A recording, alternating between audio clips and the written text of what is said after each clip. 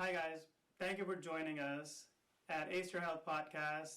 My name is Dr. Choksi. We're starting a summer immune series. This is going to be moderated by Barbara Grandison. You have known about her. She has her own podcast and her own Instagram following. The topic that we're covering today is eating greens.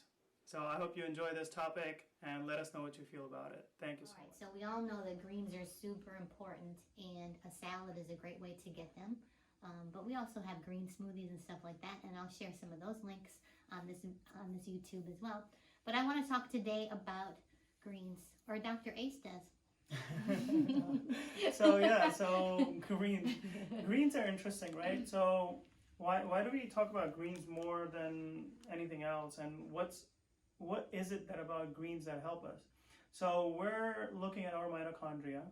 Our mitochondria is considered the energy production house in the body, and it produces energy, ATP, and that's the currency that we use in our body to do everything else. So when we're talking about mitochondria needs electrons, and electrons transfer inside the mitochondria leads to energy production. So then we say, okay, what's going to give me the most amount of electrons?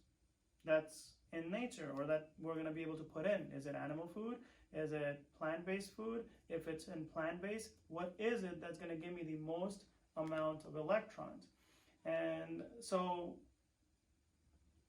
chlorophyll is in plants, and every green leaf, any green plants, the color green comes from chlorophyll, and chlorophyll converts the sunlight into energy, right, for the plants. So when we add those greens in our body, those chlorophylls are like the mitochondria in our body. They also do the same thing. They use the electron transfers to produce energy, and their electrons are coming from the sun. So when we add lots of green in our body, we are literally enhancing our ability to go out in the sun and produce energy, because those chlorophylls are going to go in our body and increase the electron transfer because they're producing the electrons in us. So that's where the greens come from. Now, obviously, greens are, by nature, if you're having greens, we imply that we're not cooking them and destroying them, and we're eating raw as much as we can. There are certain greens that you may want to cook because it's required to enhance those enzymes or activate those enzymes. So that's something that I would say that's necessary to learn.